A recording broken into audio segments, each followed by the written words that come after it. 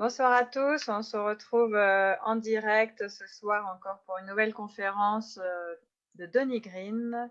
Je vais demander à tous les intervenants d'activer la vidéo si possible, et puis le son.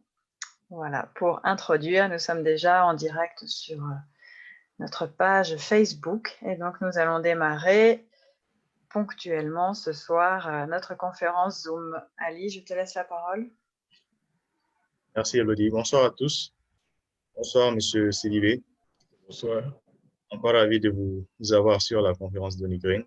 Nous sommes honorés que vous ayez accepté d'intervenir à 2 reprises. Vraiment gentil et on apprécie l'engagement. Alors, juste un rappel, nous sommes ensemble dans le cadre des conférences du Donny Green jusqu'au pratiquement le 15 du mois de mars. Et c'est une série de conférences qui ont pour but d'outiller tous ceux qui sont étudiants ou entrepreneurs ou aussi des travailleurs qui ont envie à leur tour de s'engager sur les différentes thématiques avec le changement climatique. Donc, à tour de rôle, des chercheurs, des experts métiers, des enseignants pour certains et des entrepreneurs vont partager avec nous leurs connaissances et leurs pratiques dans la matière. Donc, nous sommes ravis que vous soyez aussi nombreux à chaque fois et nous essayerons à chaque fois de vous donner du contenu intéressant et que vous pourrez utiliser dans vos activités respectives. Donc, sans plus tarder, je vais peut-être donner la parole à Elodie. Et avant, je vous rappelle que les règles sont toujours à respecter parce qu'on les a convenues dès le début. Dans la partie questions-réponses, vous pouvez poser vos questions quand l'intervenant sera en train de faire sa présentation. Et quand vous avez des difficultés ou autres problèmes à nous signaler, vous pouvez les signaler dans la partie conversation. Merci et bonne conférence à tous. Merci beaucoup Ali, je salue tout le monde, notamment ceux qui sont regroupés ce soir au hub de Ségou et donc vous n'hésiterez pas à participer, poser des questions. Donc on est ravis de vous retrouver pour cette nouvelle conférence dans un module qui est dédié aux questions énergétiques. Nous avons le plaisir de recevoir à nouveau Dr Sayon Sidibé ce soir, qui a déjà animé la première conférence ce lundi, qui a permis de nous éclairer sur les défis énergétiques du continent africain, mais surtout du Mali, qui est vraiment la zone géographique qui nous intéresse par excellence dans ce cycle de conférences de Green. Alors, Sayon Sidibé, vous êtes enseignant-chercheur. Tu es enseignant-chercheur, hein, comme je l'ai dit, nous avons eu à collaborer ensemble, alors je choisis le tu assez spontanément. Donc, enseignant-chercheur au laboratoire énergie renouvelable et efficacité énergétique au sein de l'Institut DEUZIE. Donc, DEUZIE, Institut international d'ingénierie de l'eau et de l'environnement, basé au Burkina Faso. Alors, docteur Sayon Sidibé, tu es d'origine, tu es malien, installé depuis plusieurs années au Burkina Faso, mais voilà, tu vas pouvoir éclairer dans le contexte du Mali tous nos participants, vu ta connaissance de ce pays, du contexte et des potentialités. Ce soir, nous allons essentiellement parler de biomasse, ou plutôt de bioénergie, c'est-à-dire l'énergie issue de la biomasse, et quel est son potentiel dans le contexte du Mali. Alors, nous l'avons vu, on est dans un contexte mondial de raréfaction des ressources fossiles, mais aussi dans un contexte où il va falloir de plus en plus prendre en compte les aléas climatiques et donc repenser nos modèles de société, aller vers une société plus sobre en carbone, qui émet moins de gaz à effet de serre. Et c'est dans ce sens-là que les énergies renouvelables peuvent justement nous aider à avoir accès à l'énergie tout en émettant moins de gaz à effet de serre. Donc au Mali, le Mali fait face à de nombreux défis économiques, sociaux, démographiques. Voilà, la population malienne aspire à avoir un meilleur accès à l'énergie. Donc hier, nous avons vu le potentiel des énergies solaires. Ce soir, on se concentre sur les bioénergies. Et donc, nous comptons sur toi, Sayon, pour justement réussir à éclairer nos participants sur ce qu'est la bioénergie, à quoi ça sert, où est-ce qu'on la trouve, comment on peut la valoriser pour justement réussir à avoir un meilleur accès à l'énergie, que ce soit pour cuisiner, pour produire, etc., etc. Donc, je te laisse la parole. Et puis, comme lundi, nous pouvons faire un temps de questions-réponses à tout moment. Et les participants n'hésiteront pas aussi à lever la main s'ils souhaitent poser leurs questions en direct. Voilà, bonne conférence à tout le monde. Merci Élodie. Bonsoir à tout le monde. Bonsoir Élodie. Merci encore de m'avoir invité. Élodie, est-ce que tu peux me permettre au fait de partager mon écran? Bon, oui, je pense qu'Élodie a tout dit sur moi. Voilà, j'avais oublié de le faire. Je pense que c'est bon maintenant. Ok, c'est possible. Est-ce que tu as la fonction? Voilà, c'est bon, c'est possible.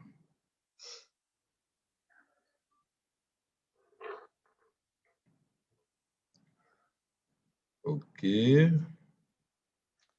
Voilà, nous voyons ton écran. Ben, je pense que ce n'est pas le bon écran qui est partagé. Je vais changer.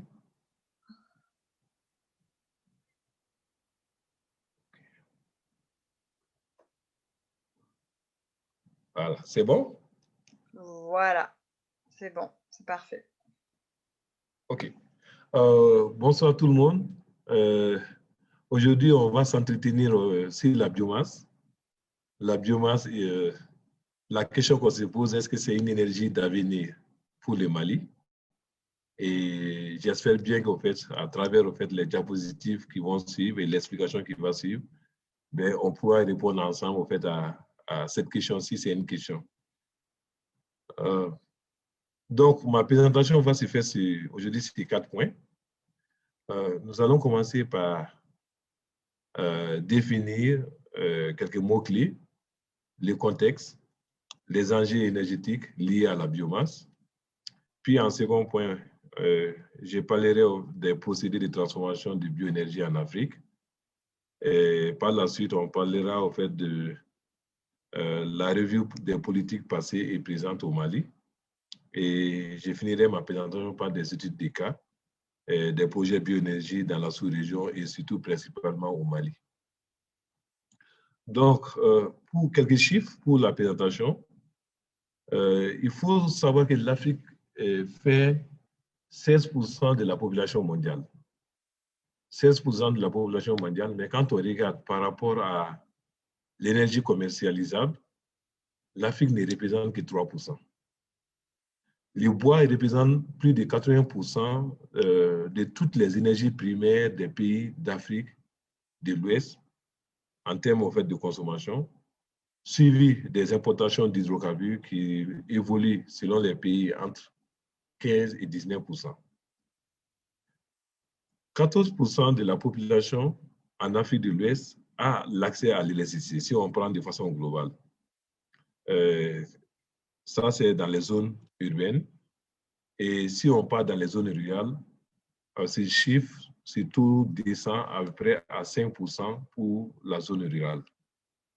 Pour les cas spécifiques du Mali, les chiffres donnent qu'au fait, au Mali actuellement, il y a 74% de l'énergie consommée par les mélanges est celle issue de la biomasse, soit c'est le bois ou encore le charbon de bois. La source au fait d'énergie dominante dans le bilan énergétique national avec 42%, c'est-à-dire ça pèse notre bilan énergétique au fait au Mali. Donc, ce qu'il faut retenir avec tous ces chiffres, c'est que dans le monde entier, on s'aperçoit, ça c'est des chiffres au fait de l'OMS, que 4 millions de personnes meurent prématurément d'une maladie attribuable à la pollution de l'air domestique par la cuisine dans des combustibles solides. C'est des chiffres en fait, qui sont donnés par l'OMS en 2016. Donc, et ces chiffres, malheureusement, vu au fait le taux d'utilisation encore de la biomasse dans nos pays, ne changent pas forcément. Ce n'est pas des chiffres qui sont en train de changer. À quelques définitions, la bioénergie, c'est quoi? Vous posez sans doute la question et lundi, j'ai eu en fait 2 ou 3 questions sur la bioénergie. La bioénergie est l'énergie stockée par la biomasse, généralement à partir d'énergie solaire. Par extension, elle désigne les moyens agricoles, industriels et commerciaux pour transformer et distribuer cette énergie. Finalement, on se pose la question, donc, c'est quoi la biomasse? La biomasse est la matière organique ainsi que les résidus organiques générés par l'activité humaine. Dans le domaine de l'énergie, le terme biomasse regroupe l'ensemble des matières organiques pouvant devenir une source d'énergie. Et comme on est en train de parler de l'environnement, de l'énergie, des biomasses, et quand on parle de biomasse, il y a quand même en fait un thème qu'il faut souvent définir, c'est l'énergie durable. L'énergie durable est l'énergie capable de répondre aux besoins du moment présent sans compromettre la capacité des générations futures à répondre à leurs propres besoins. Donc, l'adéquation pour nous, c'est de voir est-ce que la biomasse est une énergie, est-ce que la biomasse peut être une source d'énergie durable. Quels sont les enjeux de la biomasse comme source d'énergie pour l'Afrique? Ici, si vous regardez sur les 2 images qui sont là,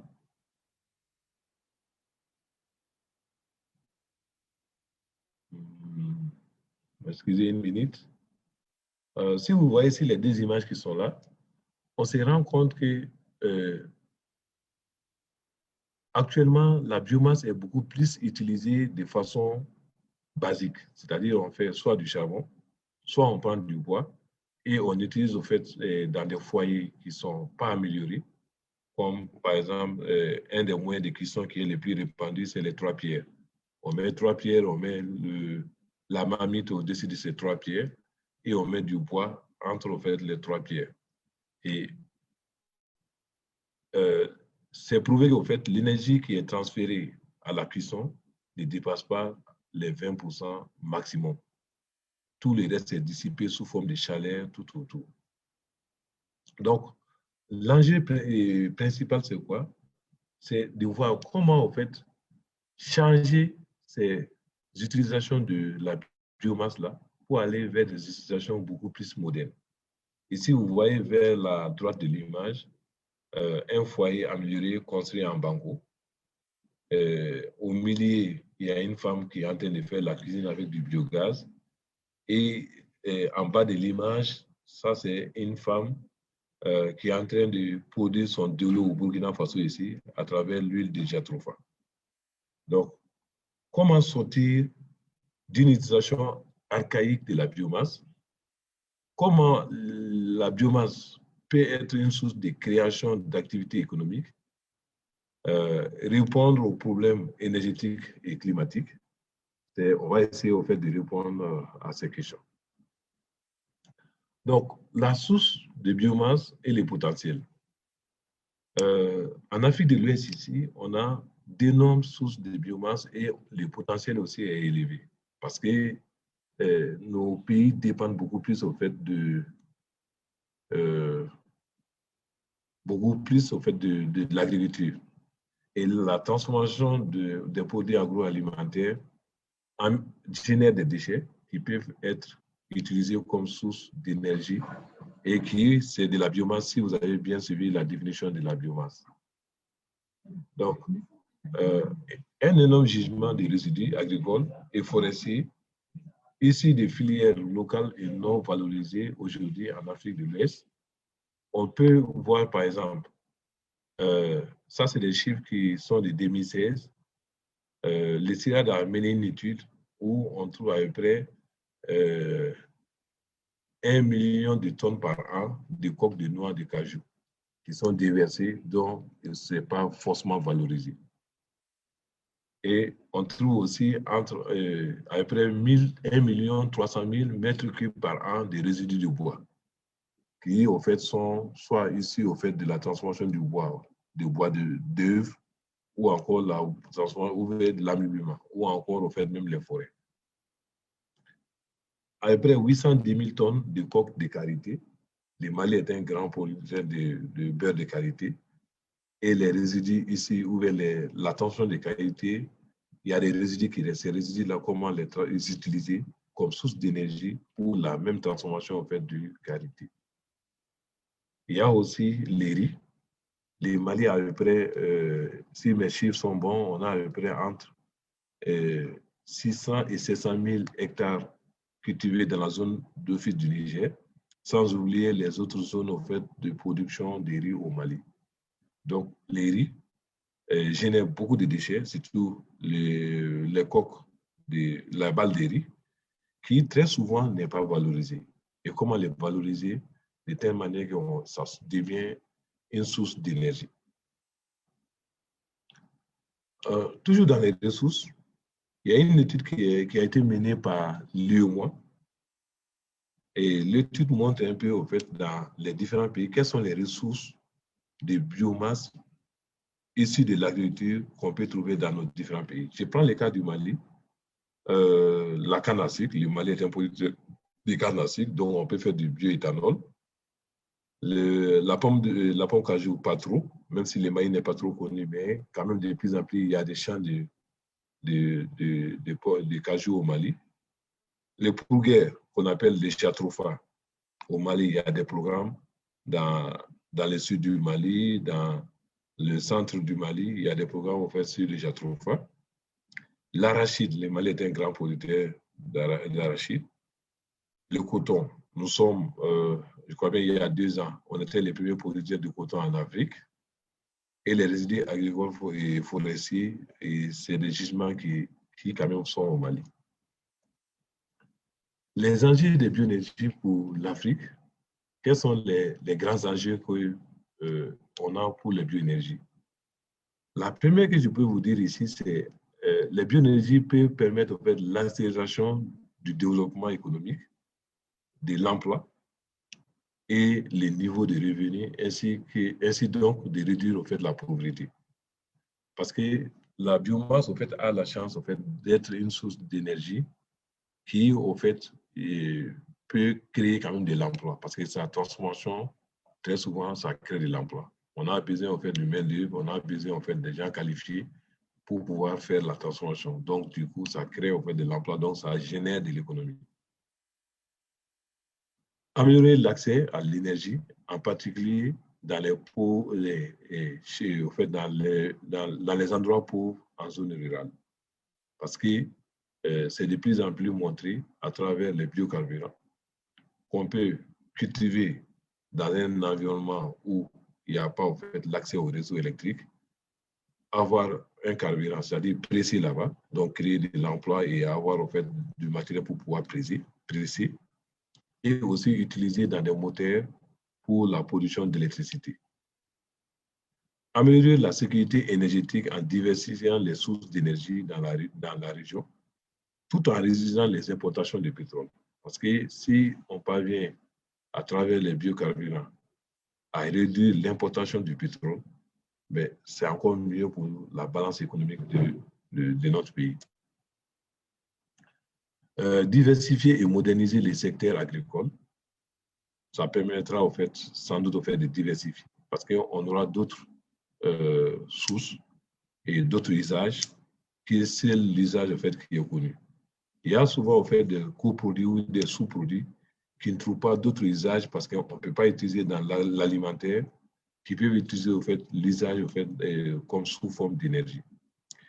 Les systèmes fonciers, c'est l'enjeu. L'enjeu majeur, c'est comment concilier l'alimentation avec la production d'électricité, avec en fait, la production d'énergie, et sans l'accaparement des terres, sans d'autres problèmes liés à tout ce qui est au fait au foncier actuellement. Il y a l'échelle de production aussi, c'est-à-dire l'échelle de production peut être locale, ça peut être nationale et ça peut être même régional. Il y a l'un des enjeux aussi, c'est les données. C'est-à-dire, on ne peut pas travailler sur les bioénergies si on n'a pas des données fiables.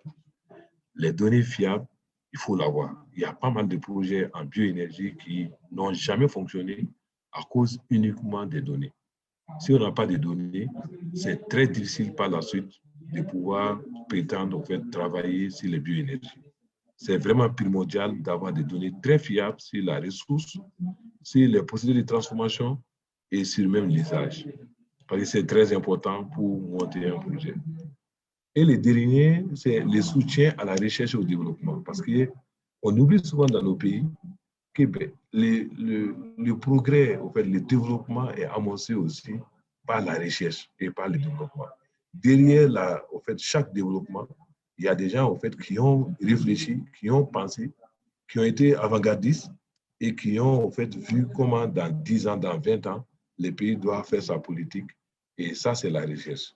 Et mettre en place aussi des moyens pour en fait, pouvoir aller jusqu'au développement des technologies qui sont adaptées à notre contexte.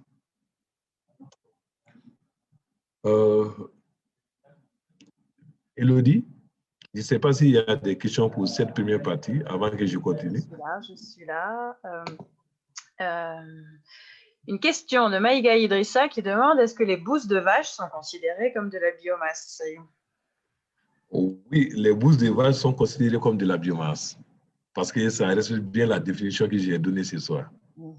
Tout à fait, voilà. Et on demande aussi, mais biocarburant sous-entend quoi? Quelles sont les sources de biocarburants possibles au Mali? OK, je pense que c'est cette partie-là que je vais répondre tout de suite. Et par la suite, les procédés de transformation de bioénergie, on en parlera. Je vous dirai au fait au Mali quelles sont les sources de biocarburants. Très bien, alors continuons.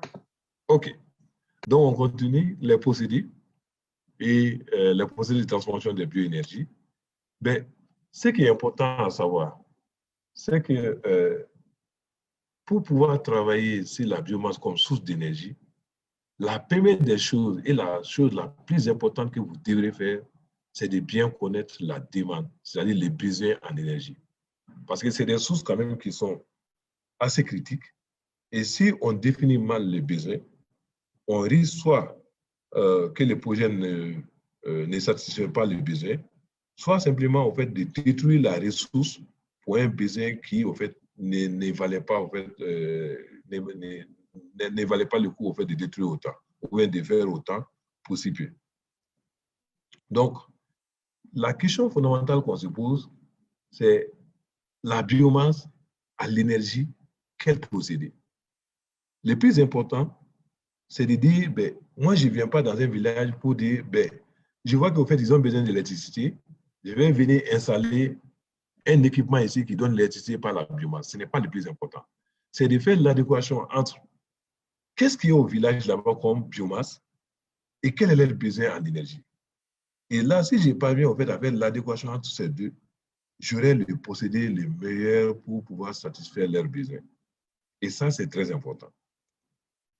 Donc, les différents en fait, procédés qui existent, il y a ce qu'on appelle les procédés biochimiques et il y a ce qu'on appelle les procédés thermochimiques. Les procédés biochimiques de transformation de la biomasse en énergie, c'est d'abord la fermentation mécanique, on va faire une fermentation mécanique et on va avoir un gaz qui est le méthane, qui est un gaz combustible. C'est ce qu'on appelle le biogaz. La deuxième transformation, c'est la fermentation alcoolique. Ça, c'est toute biomasse qui est riche en sucre, on peut les transformer pour avoir de l'alcool, du bioéthanol. Et ce bioéthanol peut être utilisé comme carburant liquide dans les moyens de transport, c'est-à-dire dans les moteurs thermiques. Et aussi pour la production d'électricité. Après, il y a la transformation physique.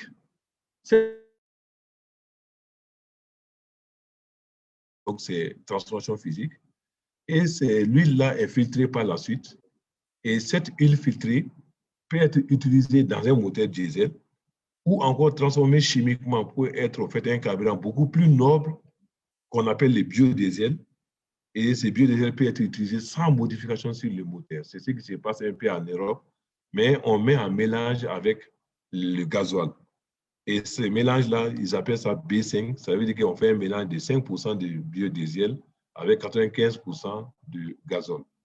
Voilà. Ça permet de diminuer, ne serait-ce un tout petit peu, la consommation en fait, des produits fossiles.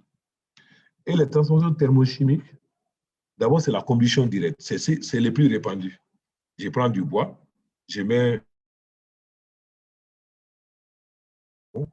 et j'allume le feu et puis voilà, je fais ma cuisson avec. Ça, c'est la combustion directe. Après, il y a la pyrolyse. La pyrolyse, au fait, c'est ce qu'on appelle, en termes connus par tout le monde, la carbonisation. C'est-à-dire, quand on fait du charbon, on a fait en réalité la pyrolyse. Voilà. Donc, ça permet d'avoir soit du charbon, soit une huile qui est comme en fait du pétrole et qui, en fait, quand on les raffine, avec en fait, le raffinage, ça devient un produit en fait, beaucoup plus noble qui ressemble au pétrole, qui peut être utilisé aussi comme source d'énergie. Et le dernier, c'est la gazéification. La gazéification qui produit un gaz, et ce gaz aussi, on peut l'utiliser dans les moteurs à gaz ou encore dans les brûleurs pour produire soit de la chaleur, soit de la force mécanique, soit de l'électricité. Donc, la biomasse est la seule source d'énergie renouvelable permettant de produire des carburants gazeux, liquides et solides à même de remplacer les combustibles d'origine fossile utilisés dans le domaine du transport. Parce que si vous regardez, c'est encore très difficile au fait de faire des voitures solaires. Ça existe, mais c'est des prototypes. Voilà. Alors que quand on regarde la biomasse, on peut soit avoir au fait un combustible gazeux, soit on peut avoir un combustible liquide, soit on peut avoir un combustible solide, qui au fait peut remplacer valablement le pétrole. Au Mali, dans la sous-région, les différentes sources de bioénergie et leur potentiel, si on prend les biocarburants, on a les jatrophages gaz, qui on appelle les barani en bambara, ou encore et pourguère encore pour ceux qui connaissent. Et il y a l'huile de palme, il y a balanites et il y a la canne à sucre. L'huile de palme, ce n'est pas trop au fait au Mali. Mais les balanites, il y a tout ce qui sont vers la zone au fait sahélienne au Mali, comme la région de Mopti, connaissent beaucoup. C'est en réalité ce qu'on appelle Zekene. Et il y a la canne à sucre aussi qui est beaucoup produite dans la zone de Ségou aussi, et par en fait, des usines qui sont installées et dont l'ensemble des machines fonctionnent avec en fait, les gasoils et les bioéthanol qui est produit par l'usine même. Donc, très souvent, les biocarburants, c'est pour une substitution dans les moteurs stationnaires, des moteurs de transport et les machinismes agricoles.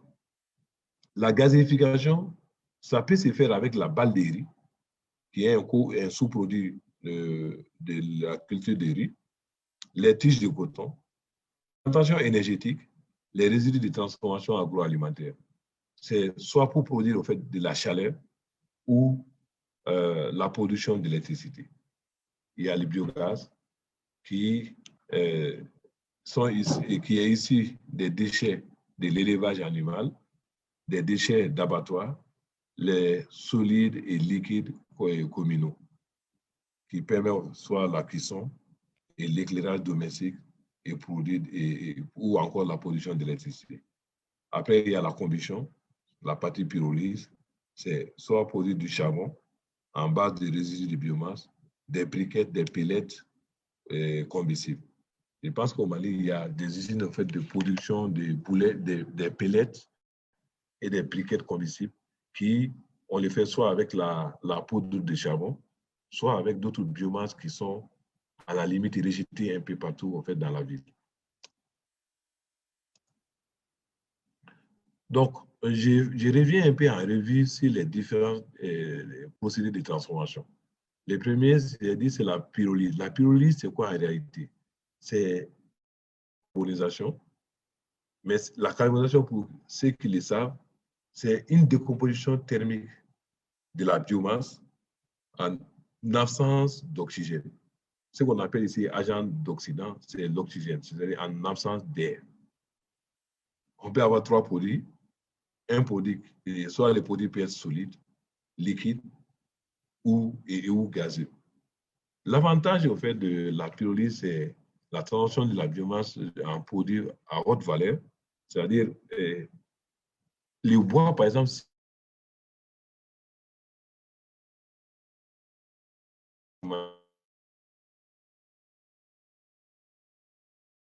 si on transforme le bois en charbon, la quantité d'énergie compte 2 fois ce qui est dans le bois, ou 1 fois et demi à peu près. Ce qui fait que son transport, la masse est beaucoup plus dense et son transport est beaucoup plus facile. Donc, c'est ça l'avantage majeur de transformer le bois en charbon de bois. Et l'autre avantage, c'est que ça ne fait pas de fumée et il n'y a pas en fait de gaz toxiques qui sont inhalés, comme le polymère et autres. Alors que si en fait, on utilise directement du bois, c'est des risques en fait, lors de la combustion. La gazéification, c'est la décomposition à haute température. Si on dit c'est à haute température, c'est les températures qui peuvent avoisiner les 800 degrés de la biomasse en pesant d'un agent oxydant. Cette fois-ci, ça sera en pesant d'oxygène en sous-géométrique, c'est-à-dire en pesant d'oxygène, mais peu d'oxygène. Donc, ça se fait dans une machine qu'on appelle gazogène.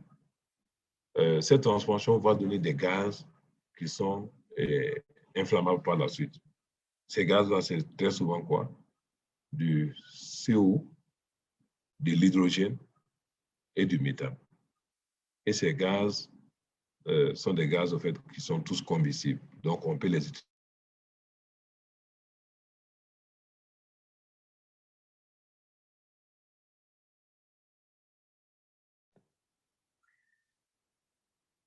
Je pense qu'il y a un petit souci là. On ne t'entend plus, Sayon. Je ne sais pas si toi tu me reçois. Moi, je vous attends très bien. Ah d'accord, je crois Allô? qu'il y a eu une toute petite pause, je pense. Alors, on peut continuer. OK. Donc, vous m'entendez? Vous voyez l'écran? Oui, oui, on voit tout. Mais c'est vrai que je t'ai pas entendu quelques secondes. Alors. OK. Allons-y. Les biocarburants, c'est les carburants issus de la conversion de la biomasse concentrée en énergie et liquide. Donc, les biocarburants, c'est, comme on le dit, c'est plusieurs types de carburants qui sont concentrés en énergie et avoir un carburant liquide. Et divers procédés pour avoir les biocarburants. Les carburants, en fait, ce qu'on va appeler carburant, c'est combustible pour moteur, liquide ou gazeux. Mais il faut reconnaître que certains biocarburants ne sont pas complètement liquides. Alors, les biocarburants au Mali sont extraits de quoi? Le premier, c'est tout ce qui est les graines oléagineuses. Et au Mali, la graine utilisée pour faire du biocarburant, c'est le Jatropha curcas, encore appelé Parani. Il y a plusieurs projets à Sikasso, à Kita, à Kuchala, où il y a des meuniers. Les meuniers, c'est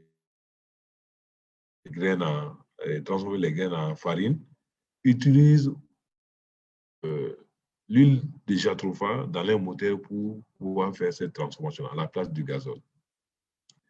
L'autre type de biocarburant au Mali, c'est le bioéthanol. J'ai vu avec Anadep, ils ont un projet de bioéthanol, des réchauds à bioéthanol, c'est-à-dire des cuisinières à bioéthanol, où ils veulent vulgariser ces cuisinières-là. Et c'est même en vente déjà. Et ces cuisinières à bioéthanol, c'est-à-dire c'est du bioéthanol qui est mis dedans et on inflamme en fait pour faire la cuisine, vu que le Mali est un producteur de bioéthanol. Donc, au Mali, principalement, c'est ces deux sources-là qui sont utilisées comme biocarburant. Le troisième qui est utilisé, mais à moindre échelle, ça c'est le biogaz, qui produit un carburant gazeux, qui aussi peut être utilisé surtout pour des besoins de chaleur, surtout pour les besoins de chaleur et les besoins aussi d'éclairage, parce qu'on l'utilise aussi pour éclairer la nuit. Alors, la méthanisation, qu'on appelle au fait la production du biogaz. La méthanisation ou la fermentation méthanique, c'est un procédé biologique de conversion des matières organiques par des micro-organismes en présence d'oxygène. Donc, au cours de la digestion, les deux tiers au fait, de la matière organique biodégradable sont transformés en biogaz, pouvant être utilisés comme source comme biocombustible, 55 à 65% de méthane, les biogaz là. Donc, ça peut être utilisé comme source au fait d'énergie. Et l'effluent qui sort, l'effluent, souvent, l'effluent là est liquide, pouvant servir d'amendement ou de fertilisant agricole, qu'on appelle les DGSA. C'est un très bon engrais qu'on peut utiliser dans les champs pour fertiliser le sol. La méthanisation permet de traiter l'ensemble de la matière organique, qu'elle soit sous forme liquide, sous forme lipide, glucides ou de protéines. Donc, c'est une manière d'assainir en même temps l'environnement.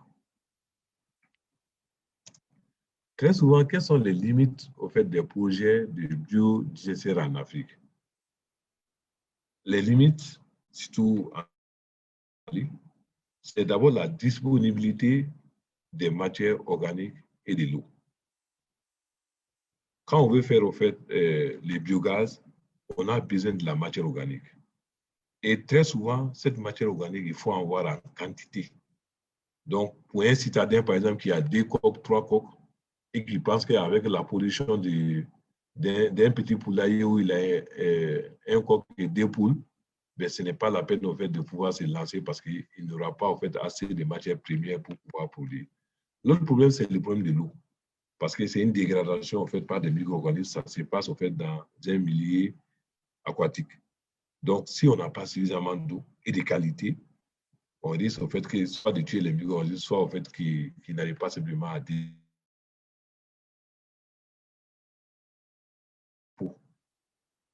il faut avoir un troupeau de petite taille. Si on a un troupeau de petite taille, ça veut dire qu'on a peu de fumier. Et comme on a peu de fumier, on a peu de production.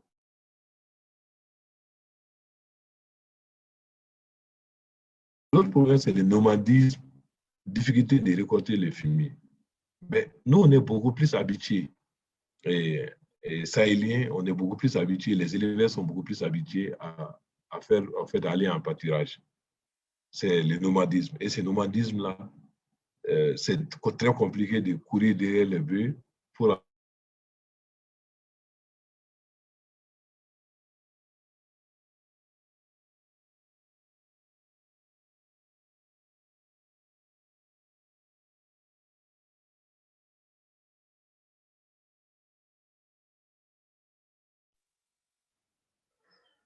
Ok, je ne sais pas si je suis la seule, en tout cas, je ne t'entends plus, Sayon, en parlant du nomadisme. la production. Oh, il y a eu une petite... C'est mon cas aussi. Hein. D'accord, il y a eu une petite coupure, Sayon, mais je crois que tu es de retour. Hein. Tu parlais donc du nomadisme et de la difficulté. Donc, Ok, donc je parlais de nomadisme, en fait, et des difficultés de récolte des fumiers. Et l'autre chose, c'était le manque d'installations appropriées pour la récolte des déchets liquides.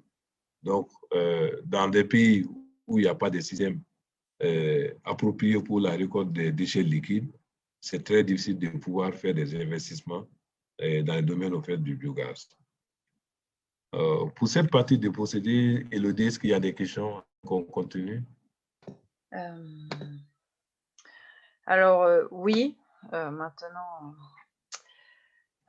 quelqu'un demande si à partir des déchets biodégradables, on pourrait produire de l'énergie. Oui, la réponse est oui. À partir de...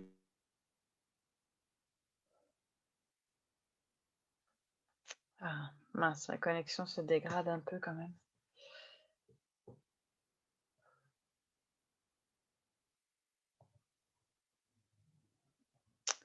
Allô, allô, Sayon, je vais te proposer de couper la caméra, si tu m'entends, pour peut-être que ça va aider. On pourra peut-être essayer de la remettre en route tout à l'heure. Allô? Oui, Sayon, malheureusement, on n'a pas entendu la Désolé, réponse. depuis hier, au fait, au Burkina Faso, on a un sérieux problème au fait, de connexion à Ok, travers, avec l'ensemble des réseaux. non, Je mais pense que bon, ça, voilà, ça serait ça ça. arrive. Je suis Alors, vraiment désolé. non, faut pas être désolé. Je te propose juste de couper la caméra, comme ça on a toujours l'écran et puis on va t'entendre. Ça va peut-être Pas de souci. faciliter les choses. Voilà. Et donc, bon, il y a des petites coupures, hein. Dans tous les cas, ça dure pas très longtemps, donc je pense qu'on peut Donc, continuer. j'ai posé la question, et s'il y a d'autres questions, sinon on continue. Voilà. Donc, en fait, on n'a pas entendu la réponse. Si à partir des déchets biodégradables, on peut produire de l'énergie. Oui, je disais qu'à partir au fait oui, on peut bien produire à travers la méthanisation de ces déchets biodégradables. Mhm. D'accord, très bien. Pardon. Asana Togo demande pourquoi la paille du mil n'est pas trop utilisée dans les cuisines. Oui, ça c'est une très bonne question. Pourquoi la paille de mil n'est pas trop utilisée dans la production d'énergie? Parce que ça fait partie des déchets qui rentrent en concurrence avec la production d'énergie si on souhaite les faire. Très souvent, la paille de mil a d'autres usages. Et si on veut utiliser sans poser des problèmes quand même alimentaires, il y a aussi des choix à faire. Et ces choix peuvent être aussi simplement de ne pas utiliser la paille parce que tout simplement, c'est la nourriture pour les animaux. Ça sert aussi au fait d'abri pour les animaux et même pour les personnes parce qu'il y a des endroits où on fait carrément soit des haies avec, des enclos, soit carrément la toiture avec. Donc, ça a d'autres usages. Et donc, quand ça rentre en concurrence avec l'alimentaire, c'est un problème. Et d'autres usages de la paille, c'est que les gens laissent souvent dans les champs parce qu'ils savent que ça permet de fertiliser les champs la saison suivante. Mhm. Ok, très bien. Alors, Adama Sissoko dit, j'ai une question d'ordre pratique. Alors, lui dit, j'expérimente actuellement du charbon à base de papier, de beurre de karité, de l'argile, mais le problème, c'est qu'il y a de la fumée qui se dégage en quantité et les femmes n'apprécient pas cela. Que puis-je faire pour y remédier? OK. Ben, d'abord, si c'est une formulation, les trois produits qui viennent de dire, si c'est une formulation, c'est évident qu'il va y avoir beaucoup de fumée. Monsieur Sissoko parle de l'argile, des papiers et des beurre, au fait, des résidus. Je pense que ça doit être les résidus, au fait, de la transformation du karité. Ces résidus, souvent, il y a de l'huile dedans, il y a de la boue, et ajouter, au fait, les papiers qui fait de la fumée, et ajouter de l'argile qui tue, au fait, la fumée, parce que l'argile, au fait, ça brûle, mais ça couvre, au fait, les braises après, et ça fait qu'il n'y a pas, la braise, au fait, a tendance à s'étouffer. Du coup, en fait, son problème, c'est beaucoup plus là. Il faut qu'il revoie sa formulation pour pouvoir atténuer les fumées et surtout permettre à ce que, en fait, l'argile ne soit pas très important et les résidus de bêtes de qualité qu'ils utilisent aussi, qui regardent, en fait, quelle est la qualité, en fait, de ces produits-là. D'accord, donc il y a deux personnes qui ont levé la main. Donc je propose de prendre leurs questions. Isiaka Dounion, est-ce que vous m'entendez? Est-ce que vous voulez prendre la parole? En tout cas, vous pouvez ouvrir votre micro. Allô, c'est une erreur. Bonjour. Une erreur. D'accord, pas de problème. Désolé. Oui.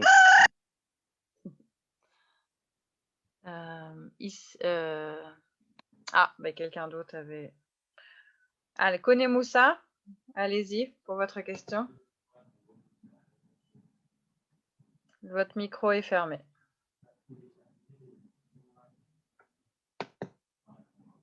Votre micro est fermé. Voilà, c'est ouvert maintenant. Allez-y, Kone, pour votre question. Bonsoir, moi je suis Moussa Kone et je suis spécialiste en gestion des ressources naturelles et l'environnement. Ma question est la suivante. Quels sont les avantages de la biomasse sur l'économie du Mali? Est-ce que l'utilisation de la biomasse est une mesure d'adaptation ou d'atténuation? Merci. Merci. OK. Sa première question, quelle est... allô? Quel est l'intérêt économique d'utiliser la biomasse? Oui, de la biomasse. D'abord, au fait, j'ai dit au début de ma présentation que la biomasse représente 74% de l'énergie primaire consommée au Mali. Donc, elle est quand même assez importante dans notre balance énergétique. En tant que tel, nous sommes obligés de pouvoir trouver une solution à son usage pour ne pas détruire la couche forestière. Et surtout, on a de la biomasse qui ne vient même pas de la forêt, dont on n'utilise pas souvent. Donc, c'est assez important pour notre économie. Et c'est assez important, en fait, pour l'usage, en fait, qu'on peut en faire. Voilà. Maintenant, tout le problème est comment moderniser sa consommation. Comment, en fait, les rendre plus responsables pour que ça soit une énergie durable. Effectivement, hein, puisque un intervenant, donc Koné Boris, demande l'utilisation de la biomasse peut-elle dans certains cas engendrer des déséquilibres environnementaux? Nous comprenons donc à travers ta réponse que oui, et c'est le cas d'ailleurs actuellement lorsqu'on utilise par exemple trop de bois pour cuisiner, n'est-ce pas? Oui. Voilà, et je pense qu'il y a bien d'autres exemples, mais bon, voilà, l'idée c'est vraiment de réussir à utiliser la biomasse de façon optimale pour avoir des très bons rendements et donc limiter justement d'autres déséquilibres environnementaux que causent actuellement les énergies fossiles, par exemple, n'est-ce pas?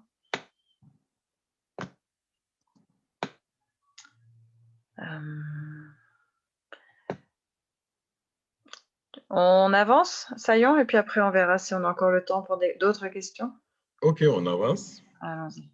Ok, donc la revue des politiques passées et présentes de bioénergie au Mali. D'abord, c'est l'éclatement institutionnel. Quand on fait la politique, en fait, on fait une revue des politiques. La première des choses qu'on se rend compte, c'est l'éclatement institutionnel. L'éclatement institutionnel, c'est quoi? C'est l'éclatement des politiques bioénergie en diverses politiques sous-sectorielles portées par des ministères différents qui revendiquent tous, au fait, le leadership dans les domaines, dans ces domaines-là. On va voir, par exemple, que tout ce qui concerne le bois, c'est le ministère de l'Environnement qui traite. Et là, si c'est la gestion du charbon, du bois qui est énergétique, c'est le ministère de l'Environnement. Donc, les bailleurs, quand ils veulent financer tout ce qui est lié, au fait, à la gestion, au fait, du bois énergie, le ministère de l'Environnement. Sauf qu'au niveau du ministère de l'Énergie, il y a quand même, en fait, à travers ces agences comme l'ANADEP, comme l'AIE, comme Amader, ont des politiques, et ces trois agences ont tous, en fait, des politiques différentes par rapport au développement. Donc, ça pose un problème. Cet éclatement-là, souvent, ça ne range pas forcément une politique globale qui a une bonne vision sur comment, en fait, on veut que ça soit dans un futur proche et dans un futur lointain. Le second, c'est un paysage institutionnel complexe et fragmenté.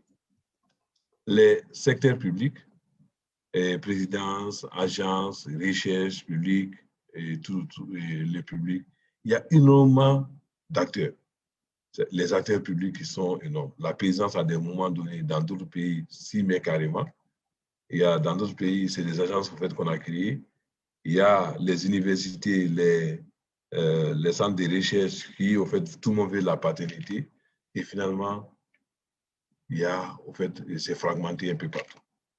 Les instances régionales, comme les CIS qui travaillent tout ce qui est la cuisson propre, l'IOMOA qui a carrément fait le livre blanc sur les énergies renouvelables, et la CEDEAO à travers l'ECRE qui a un centre sur les énergies renouvelables. Donc, chacun a sa politique. Il n'y a pas trop, en fait, de synergie entre ces différentes politiques. Il y a les opérateurs privés et les acteurs de la société civile qui aussi, ça les intéresse, ils créent on crée des entreprises, il y a des ONG qui se créent pour aider, pour pouvoir booster, pour pouvoir faire des transformations. Donc, c'est le problème. Il y a les entreprises privées aussi. Les entreprises privées qui sont là. Et il y a les bailleurs de fonds. Les bailleurs de fonds comme l'Union européenne, la Banque mondiale, SNV, GIZ. Tous ces acteurs qui interviennent ont une vision de comment la biomasse sur en fait, l'évolution de la biomasse dans nos pays. Donc, beaucoup de plans de développement, d'études, d'intentions, mais peu de réalisations. Finalement, ça devient beaucoup de documents réalisés, mais dans la pratique, souvent, il y a peu de réalisations. Le potentiel est immense, très largement sous-exploité. Le potentiel économique des bioénergies est très important dans les pays, mais très peu mis en valeur.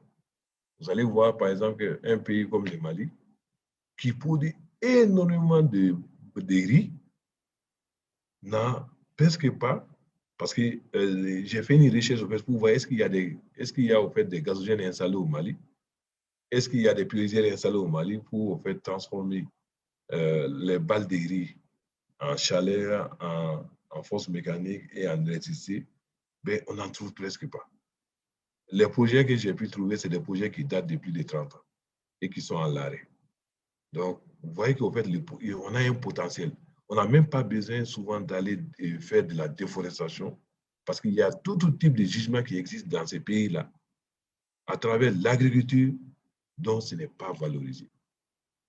Il y a les caractéristiques spécifiques de chaque source de bioénergie rendent difficile toute génération et généralisation et conduisent à une analyse au cas par cas. Ça, c'est très important. Ce n'est pas comme du solaire photovoltaïque où on va dire il faut des panneaux, il faut des batteries ou pas, il faut en fait les lampes économiques solaires ou pas. Chaque source d'énergie issue de la biomasse est à voir comme telle et les procédés de transformation doivent être adaptés à la source. Donc, on ne peut pas prendre, je ne vais pas dire par exemple, parce qu'il y a la balle de riz ici, moi je vais faire la pyrolyse ici. Si la pyrolyse ne va pas avec la balle de riz, il faut que je trouve ce qui va avec. Donc, c'est très important qu'on ne généralise pas, mais qu'on essaie de prendre au cas par cas. La troisième chose, c'est la filière bioénergie ne bénéficie pas d'investissement à la hauteur des enjeux que cette source d'énergie représente. Et très souvent, les bailleurs sont très frilants. Quand on parle de bioénergie, surtout de bois énergie, ils ont peur parce qu'il y a les ONG derrière qui sont là pour dire « Ah, ils ont financé la déforestation du Mali. Ah, ils veulent tuer la couche au fait, forestière au Mali et autres. » Donc, du coup, vous trouverez rarement des bailleurs qui vont accepter de mettre leur argent dans tout ce qui est la filière bois-énergie. Alors qu'en Europe, le bois-énergie, c'est une filière qui est rentable parce qu'il y a des plantations énergétiques responsables. Et ces plantations énergétiques responsables, c'est au fait des plantes à cycle rapide qu'on plante en faisant un cycle. La première année, on prend cette partie-là pour transformer en énergie. Et pendant que, au fait, si les champs est en 3 parties, pendant que les autres sont en production, la deuxième année, on reboise derrière tout de suite. La deuxième année, ça sera peut-être la seconde partie.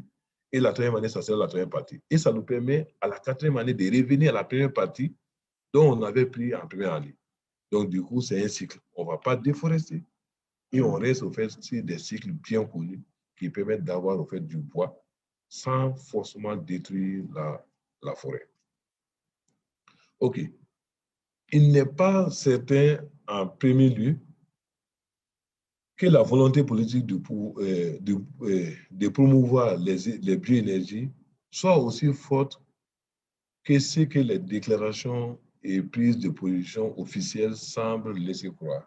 Ça, c'est le cas, par exemple, de plusieurs pays. On a vu des effets d'annonce énormes. Mais attention, les politiciens sont très malins souvent. Parce que je ne connais pas un seul politicien qui veut voir son nom. C'est un projet, son nom affiché, c'est un projet, où le projet a été traité après d'accaparement des terres, de créer des problèmes en fait, dans les villages où les gens, à la limite, s'entretuent en fait, pour des problèmes de terre, des plans, ou bien que ça a créé en fait, une mauvaise alimentation, ou bien les gens sont affamés parce que tout simplement on a pris les terres, ou bien ils sont tous rouillés à faire en fait, de la biomasse pour l'énergie, au lieu de faire en fait de la biomasse pour l'alimentaire. Donc, ils sont très malins. Ils peuvent faire des effets d'annonce, mais ils marchent quand même en fait sur des œufs. Puis ils savent que ben, si ça ne marche pas, ça peut coûter leur carrière politique. Donc, c'est souvent des freins pour en fait, un développement des bioénergies au Mali. Je vais finir en fait, ma présentation par quelques projets de bioénergie qui ont réussi en Afrique. Ces quelques projets, c'est quoi au juste? D'abord, je vais commencer par un projet qui se passe au sud du Mali, dans la zone de Conseguela, je crois bien c'est la région actuellement de Koutiala, au Mali. Et c'est un projet où c'est Gires qui a eu l'idée, qui a mis en place, qu'on appelle zone d'activité électrifiée. Ils sont partis sur l'idée en disant que ben, si on veut en fait booster le développement dans un environnement donné, il faut amener les services énergétiques dans l'environnement. S'il y a les services énergétiques, c'est-à-dire on va créer une zone, c'est ce que vous voyez là. La zone est finie et ça marche très bien. Ils ont même gagné un prix mondial pour ce projet-là. On crée une zone comme une zone commerciale ou une zone économique. Et dans cette zone-là, on amène de l'énergie 24 heures sur 24 qui permet à ce qu'on puisse avoir une boulangerie, on puisse avoir un dépôt de pharmacie, on puisse avoir en fait, des soudeurs pour pouvoir faire de la construction métallique, on puisse avoir une alimentation pour pouvoir avoir des denrées périssables et autres, comme les laits frais et autres qu'on peut garder. Et quand ils ont commencé ce projet-là, ben, tout de suite, au fait, c'est de voir comment au fait, l'impact va être sur la population. Et l'impact a été énorme. Parce que ce projet a permis à des gens qui étaient sur la ville de Koutiala de quitter même la ville de Koutiala pour venir à Conseguela, qui était en fait un arrondissement, pour pouvoir faire leur activité économique là-bas. C'est-à-dire, au lieu que les gens quittent en fait, l'arrondissement pour aller dans la grande ville, c'était le contraire. Les gens venaient parce qu'ils trouvaient que là-bas, il y a des affaires à faire et ça peut marcher. Donc, petit à petit, avec la zone là, il y a eu des demandes maintenant dans les villages pour avoir de l'électricité. Et ces demandes ont été satisfaites en augmentant la production d'énergie. Et cette production d'énergie, il y avait, en fait, c'est fait par le solaire, la biomasse et voilà, c'était en fait les sources principales. C'est-à-dire c'est un couplage solaire-biomasse. Donc, c'est quelques résultats en fait de ça. On dit ici 9 à 15 TPE. Les TPE, c'est très petites entreprises ayant accès à l'électricité. 30 meuniers, acheteurs et usagers de l'huile végétale des châteaux-forts produits dans les AI, c'est-à-dire dans la zone d'électrification en question. Il y a eu 100 clients réceptifs dans les villages après. Il y a une structure au fait, de gestionnaire qui est en fait, pour la zone comme un centre commercial aussi. Et il y a 4130 clients directs de produits au fait, et services qui sont produits dans la zone. Donc, vous voyez qu'en fait, c'était très intéressant. Après, c'est les chiffres du projet qui sont là. Hein. Voilà, les chiffres au fait, qui ont été donnés pour le projet sont là. Et c'est quand même un projet qui a connu beaucoup de succès et je pense qu'ils sont en train de déployer dans d'autres arrondissements au Mali. Le second, c'est le projet biogaz familial au Mali. Ça, c'est un projet aussi qui est porté par plusieurs partenaires, dont Fondation Good Planet et Terra et puis ses partenaires. Et ça se passe au fait dans les périphéries du Mali et de Bamako, c'est-à-dire dans les zones périphériques de Bamako, qui sont un peu la région de Kaye, la région de Koulikoro, la région de Sikasso et la région de Ségou. Mais tout aux périphéries de Bamako, c'est l'ensemble de ces sens. Donc, l'idée, et ce qu'ils ont fait, c'est installer 108 biodigesels familiaux, soit au fait 2500 bénéficiaires directs. Donc, les récits au fait de ce programme-là, c'est quoi? Et comme je disais, au fait, il y a 108 biodigesels qui sont installés dans des familles. il y a 15 maçons qu'on a formés pour pouvoir, en fait, les transferts de compétences, pour que même, en fait, appellent les projets des maçons formés qui peuvent encore faire des biodigesteur, qui vont continuer à fonctionner. Les potentiels, au fait, de réduction d'émissions de gaz à effet de serre liés à la combustion du bois et aussi des déchets, au fait, qui vont se dégrader, qui vont dégager du méthane, qui a un potentiel quand même assez élevé pour la destruction de la couche d'ozone et même, au fait, de gaz à effet de serre. Il y a la réduction des charges de travail et l'amélioration des conditions sanitaires pour les femmes. Et ça, on peut le voir sur les images. Vous voyez, au fait, avant, les femmes étaient obligées, au fait, d'avoir des fagots de bois qui demandent toute une journée de travail. Pour ceux qui ont des parents au village, les savent, quand les femmes sortent souvent le matin pour aller chercher du bois, c'est l'après-midi carrément qu'elles reviennent.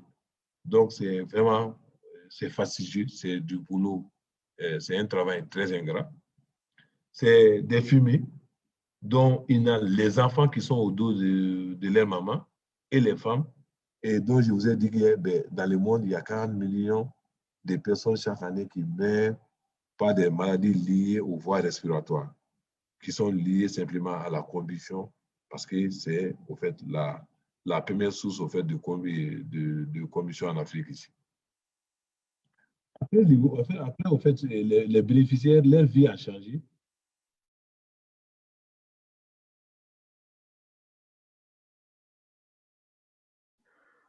Ah, attention, attention, je crois qu'il y a une coupure encore. Je ne sais pas si tu m'entends, Sayon. Allô, allô. On va attendre que ça revienne. Soyons optimistes, ça va revenir.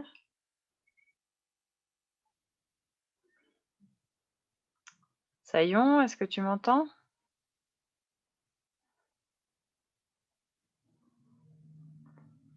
L'écran est toujours là, donc j'imagine qu'il n'est pas déconnecté.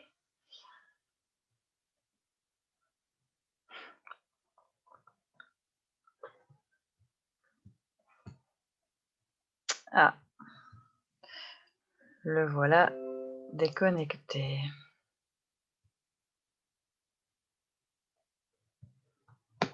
Alors, je vais vous demander votre patience à tous. Je suis sûre qu'il va se reconnecter dès que possible.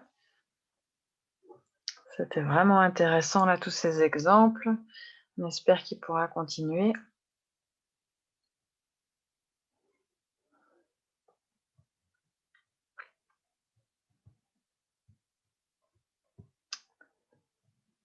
Alors, on va attendre un tout petit peu.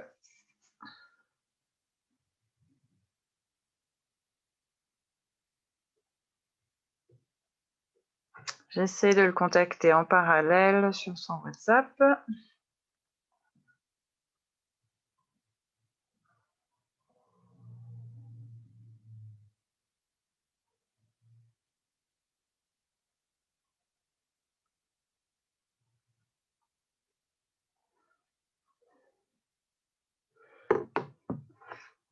Merci pour votre patience. Alors, peut-être quelques messages à faire. Ali, en attendant, je sais que tu voulais proposer aux uns et aux autres de suivre la conférence de demain. Oui, bonsoir à tous. Allons-y, profitons-en. Oui, en fait, dans le cadre du Donner Green, nous avons la possibilité de recevoir certains d'entre nous pour suivre les conférences Donner Green en direct en horaire de la Bamako ici. Nous sommes à Sotuba. Il y a 15 places à chaque fois. Nous allons faire le essai ce jeudi demain. Et déjà, dès qu'on a fait la publication, il y a déjà 5 places qui ont été prises. Donc, ce qui fait que techniquement, il nous reste 10 autres places. Donc, si vous souhaitez venir suivre la conférence avec nous, avec les autres membres de cette petite communauté que nous avons déjà, vous pouvez juste nous contacter au numéro que j'ai publié. Je vais publier le numéro à nouveau dans la partie conversation. Vous pouvez nous contacter pour réserver votre place. Donc, si vous n'arrivez pas à nous joindre, vous pouvez laisser un message. Et on va vous répondre. Voilà, il y a un participant qui demandait à Ali quel est l'intérêt de se regrouper pour suivre la formation. L'intérêt que nous visons, c'est surtout que nous savons que ce n'est pas évident de toujours suivre les conférences. Beaucoup d'entre vous utilisent leur connexion et ça coûte plutôt cher pour certains. Donc, si vous venez à l'UNILAB, vous n'aurez pas à utiliser votre propre connexion. Ça, c'est le premier aspect. L'autre aspect, c'est de vous faire découvrir l'UNILAB et ce que nous faisons aussi. Parce que nous savons qu'il y a beaucoup d'entrepreneurs, il y a beaucoup de porteurs d'idées. Et c'est l'occasion aussi de vous présenter un peu tout ce que nous pouvons faire pour vous dans le cadre des projets que vous portez. Au-delà de ça, nous souhaitons vraiment que émerge une vraie communauté d'acteurs qui s'engagent ensemble à être solution face aux défis du changement climatique. Donc, nous serons vraiment ravis de vous recevoir à l'UNILAB. Voilà, et puis pour ceux qui ne connaissent pas encore d'UNILAB, c'est peut-être l'occasion aussi de venir découvrir. Et puis, qui sait, cela pourra peut-être vous donner des idées, vous donner l'envie de venir travailler dans cet espace de travail partagé, ou en tout cas de mieux connaître l'équipe et tous les services que vous pouvez trouver à Donilab. Pour vous donner envie de venir nous voir, je vous conseille de faire un tour sur nos comptes sur Facebook ou Instagram. Ça vous donnera un aperçu de à quoi ça ressemble. Tout à fait. Voilà, alors je suis désolée, pour l'instant, pas de réponse de Saillon. Donc on va encore patienter un tout petit peu. J'en profite pour vous dire que vous avez été près de 150 à faire ce deuxième QCM, cette évaluation qu'on propose à tous ceux qui souhaitent recevoir la certification Denis Green. Oh, je vois que Saillon revient, ça c'est formidable. Alors je te laisse t'installer, Saillon, et puis je poursuis ce que je disais. Oui. Ah, désolé. On est resté optimiste, je savais que tu reviendrais. Ben oui. Je pense qu'on parle des problèmes énergétiques et là, on les vit en direct. Voilà, je termine juste ce que je disais aux participants. Donc, pour recevoir la certification Denis Green, il faut avoir la moyenne à tous les QCM qui auront lieu à chaque fin de semaine, donc à chaque fin de module. D'accord, donc il faut vraiment être assidu du début à la fin. On ne pourra pas délivrer d'attestation si vous avez répondu seulement à un des tests. D'accord, donc soyez assidus, participez à tous les QCM et à la fin, on pourra voir qui a vraiment suivi. Et qu'est-ce que je voulais dire d'autre?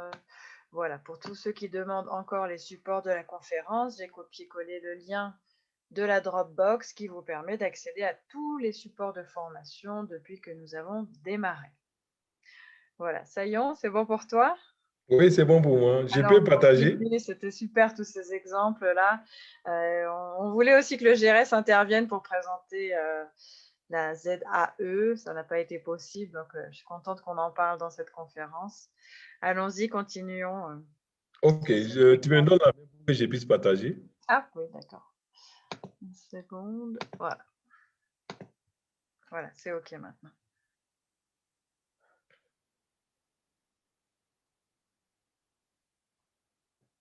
OK. Donc, on était... je vais arrêter.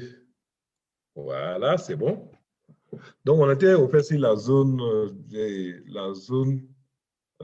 économique, au fait de la zone d'électrification. On avait fini avec ça. On était au fait sur le projet Biogaz Mali.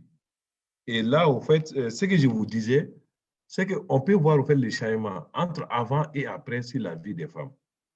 Ici, avant, vous voyez comment les femmes travaillaient. Et après, ben, vous voyez maintenant la cuisine propre et les effluents qui peuvent être utilisés par le monsieur qui est là, dont son champ a bien donné. Et aussi, ben, maintenant, on a l'assainissement qui est bien fait parce qu'on a pu en fait, ces problèmes d'assainissement liés aux déchets qui sont là.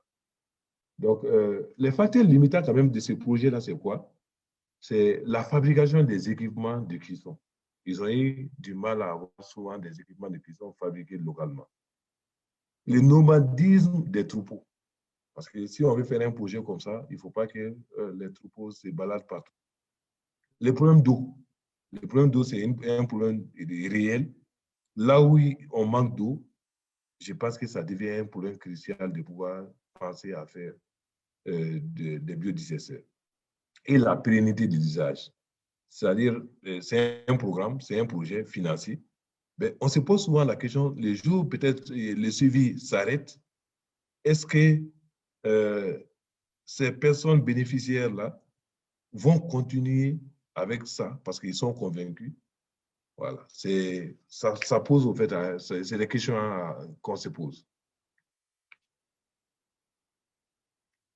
Alors, l'autre projet qui se passe hors du Mali, ça se passe au Burkina ici, c'est Faso Biogaz. Faso Biogaz, c'est quoi? C'est une initiative d'un privé qui a décidé de produire du biogaz industriel venant, il s'est installé au fait, dans la zone industrielle de Ouagadougou, et juste à côté des laboratoires, où l'ensemble des déchets des laboratoires sont utilisés pour produire du biogaz.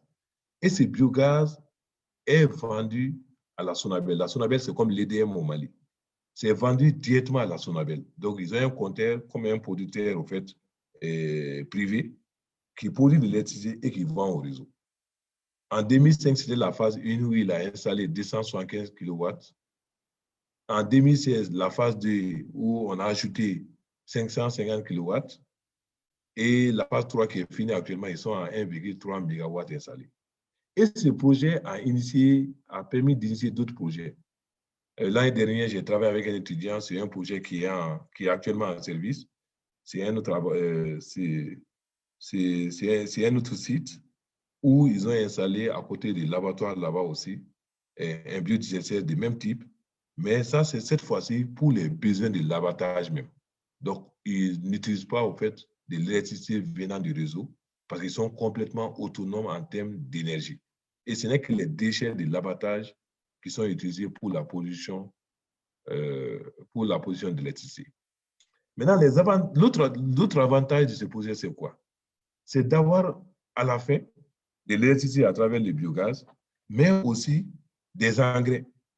Et si vous voyez ici, c'est l'engrais vendu, hein, c'est sous forme liquide qui est vendu. Donc, c'est vraiment organique, il n'y a pas de produits chimiques dedans. Et l'engrais sous forme pellet ici, qui aussi est vendu. Donc, il y a des produits dérivés qui sortent en plus de l'électricité vendue, qui permettent encore d'augmenter la rentabilité de l'entreprise.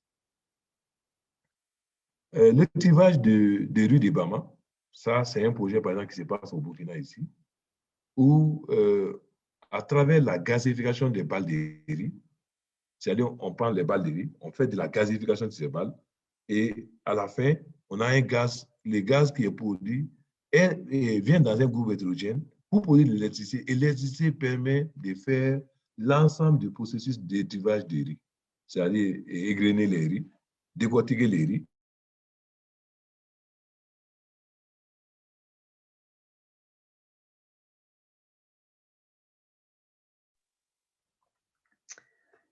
Alors, le son est reparti. On espère que ça va revenir.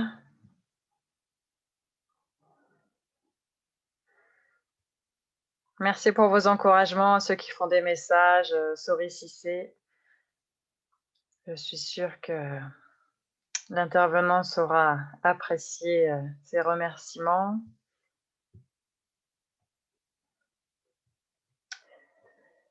Alors, Sayon est toujours connecté, donc on espère qu'il va pouvoir revenir. Non, ça y est, c'est déconnecté malheureusement. Ah, c'est dommage. Mais bon, on sait maintenant qu'il va revenir. Effectivement, il se connecte depuis Ouaga. Il nous reste une quinzaine de minutes à tenir. On espère qu'il va pouvoir retrouver sa connexion. Je sais que vous avez beaucoup de questions d'ailleurs.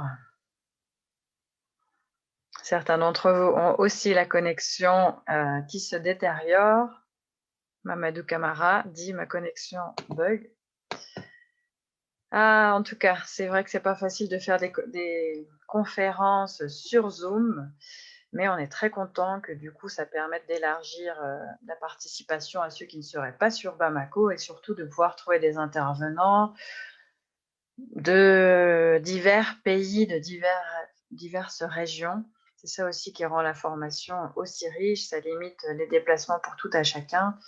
Ça limite aussi les coûts d'un tel programme, mais on se retrouve face à de tels aléas qui rend les choses un peu plus compliquées. Mais on fera le bilan à la fin de ces quelques séances pour savoir si c'est une opération qui vaut le coup, si on s'accroche ou pas.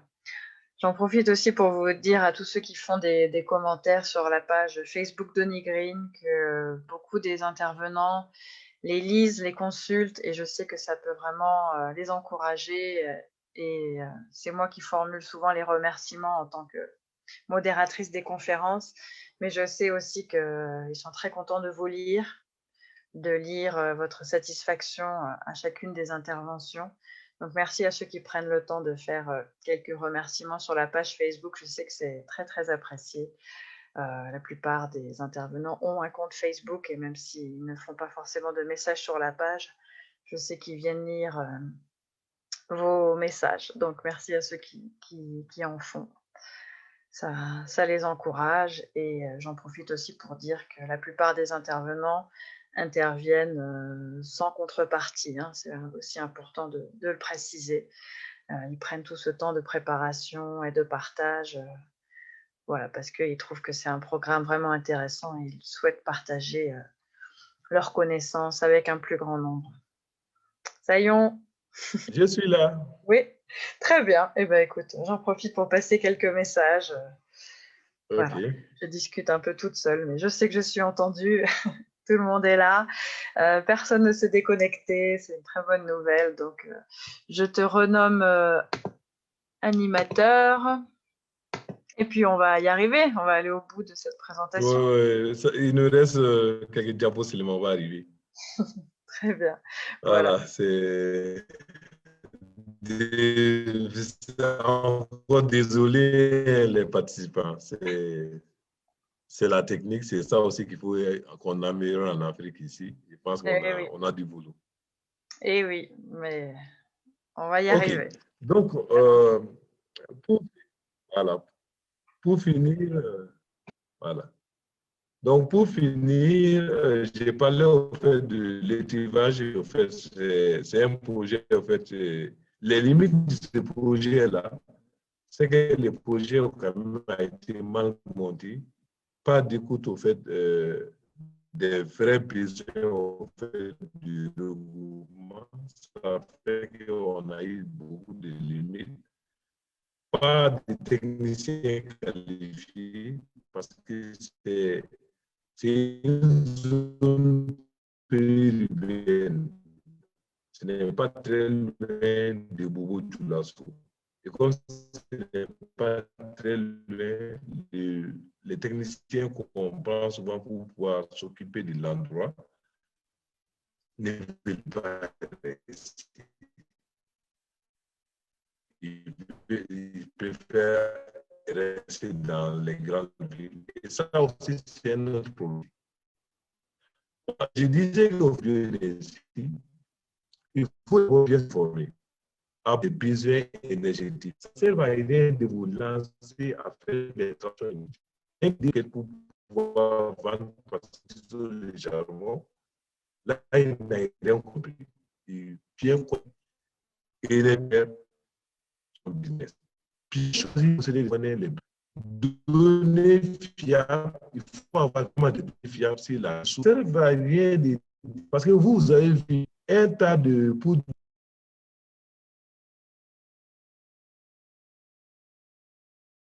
Ça s'avère très, très compliqué quand même. Le son se dégradait. Hein. J'ai préféré rien dire pour voir si nous pouvions aller de l'avant. Je suis sûre qu'il va se reconnecter, mais je crois qu'on va arrêter avec la présentation parce que je pense que... Voilà, il est déjà là.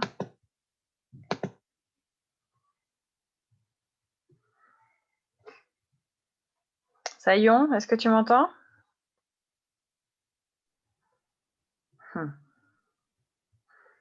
Ben, ça finit par décourager, ça va finir par décourager des gens. Hein.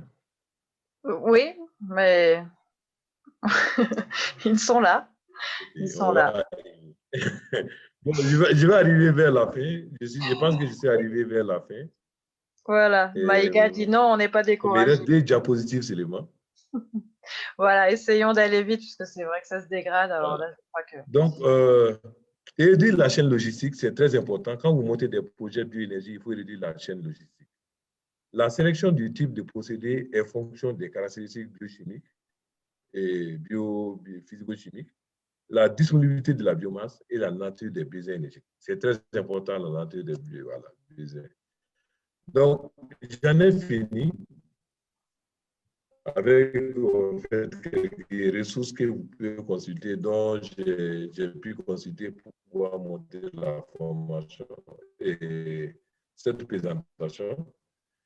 Et je tiens à m'excuser pour l'ensemble de ces profils-là qui sont vraiment indépendants de ma volonté. Désolé encore. Voilà, merci à vous.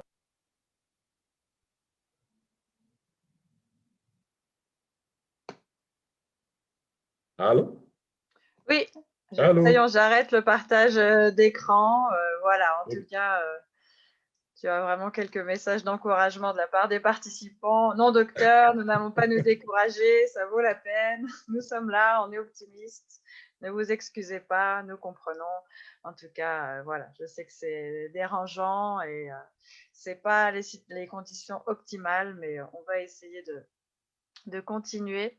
Je vais proposer au hub de Ségou, où vous êtes plusieurs à vous être regroupés, de poser quelques questions. Il nous reste encore quelques minutes en espérant que ça tienne. Est-ce que vous êtes prêts au niveau de Ségou pour poser une ou plusieurs questions? Allez-y.